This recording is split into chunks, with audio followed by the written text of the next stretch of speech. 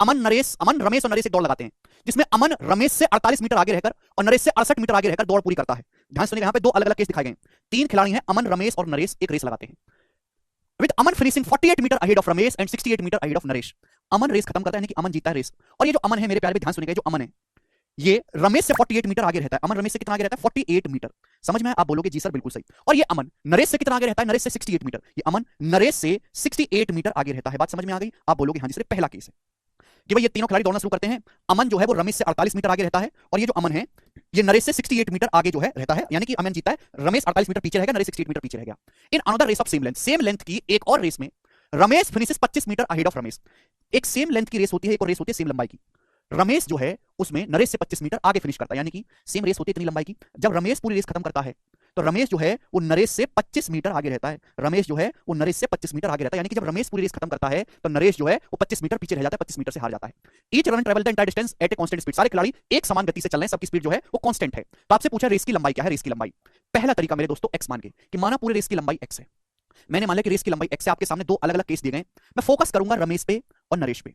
Focus करूंगा रमेश पे और नरेश पे। देखो तीनों खिलाड़ी सेम टाइम तक दौड़ रहे हैं। पहला केस देखो, जितने टाइम में अमन पूरी रेस खत्म करता है रमेश 48 मीटर पीछे रह जाता है। तो रमेश कितना दौड़ता है? अगर पूरी रेस की लंबाई को मैंने x मान लिया कि पूरी रेस की लंबाई यहां से यहां तक x है, तो अमन तो पूरा x दौड़ा है। रमेश कितना दौड़ा? तो आप कहोगे सर रमेश दौड़ पाया x माइनस 48 मीटर। समझ में आया? नरेश कितना दौड़ा? पूरी रेस की लंबाई x है, नरेश 68 मीटर 68 मीटर से हारा है, तो नरेश कितना दौड़ा है? x minus 68 metre.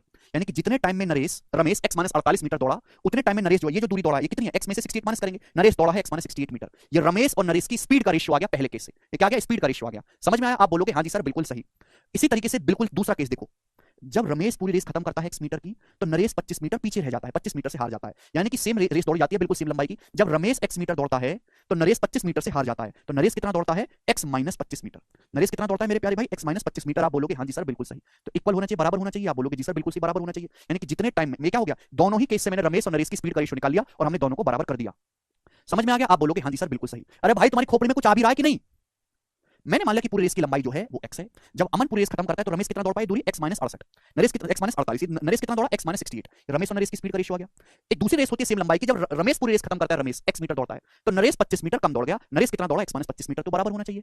क्लियर है? आप बोलोगे हाँ जी सर। तो दोनों केसेस से रमेश और नरेश की स्पीड का रेशियो मैंने निकाला और बराबर कर लिया। भाई देखो सेम टाइम में चलेगी दूरी को ही हम स्पीड कहते हैं, सेम टाइम में चलेगी दूरी को ही स्पीड कहते हैं। दो अलग अलग केस है भाई। रमेश और नरेश की स्पीड तो सेम है, यहाँ पर सवाल में साफ साफ बोला गया कि हर रनर जो है वो कांस्टेंट स्पीड से दौड़ रहा है। तो भाई रमेश और नरेश की स्पीड तो कांस्टेंट है, तो पहले केस में जो स्पीड का रेशियो है वही दूसरे केस में होगा।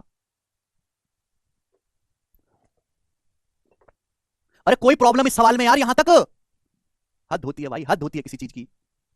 अरे मैंने क्या बोला? मैंने ये बोला कि भाई रमेश जो सेम टाइम, अगर टाइम सेम है तो जो डिस्टेंस का रेशियो होगा वही स्पीड का रेशियो होगा। जितने टाइम में रमेश x माइनस 48 दौड़ता है उतने ही समय में नरेश x माइनस 68 मीटर दौड़ता है। तो पहले केस से रमेश और नरेश की स्पीड का रेशियो और दूसरे केस से रमेश और नरेश की स्पीड का रेशियो को बराबर कर दिया। सॉल्व करके x का मान निकालना है, या तो आप ऑप्शन से सॉल्व कर लो या फिर आप यहां पे कैंची की गुणा कर दो।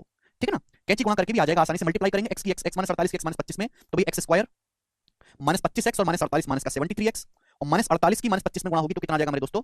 1200। 1200 आ जाएगा मेरे दोस्तों, 1200 प्लस 1200।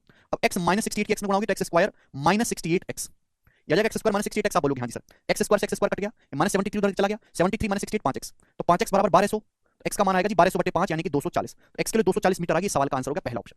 पहला ऑप्शन बताइए। सीधी कैची गुणा कर दी और आपके सवाल का उत्तर आ गया। बहुत ही अच्छा सवाल है, जबरदस्त क्वेश्चन है, जबरदस्त। समझ में आया? कंपेंडो डिविडेंडो भी लगा सकते हैं यहां पर आप, बिल्कुल सही, कंपेंडो डिविडेंडो लगा के भी कर सकते हैं। अब ये थे सवाल को करने का एक तरीका, बेसिक तरीका x मान के, जो हर बच्चे को समझ में आएगा। जिस बच्चे जो थोड़ा कमजोर भी है ना पढ़ने में, बिल्कुल बेकार, वो भी समझ लेगा इस तरीके को। लेकिन ऐसे तरीकों से पेपर नहीं क्लियर होते, नौकरी नहीं लगती। ठीक है भाई? दूसरा मैं आपको समझाता हूं जिससे आपका आंसर एक स्टेप में आएगा। ये आपको लिखने तक की जरूरत नहीं है, ये आपको बनाने तक की जरूरत नहीं, एक सेकंड में आप करोगे।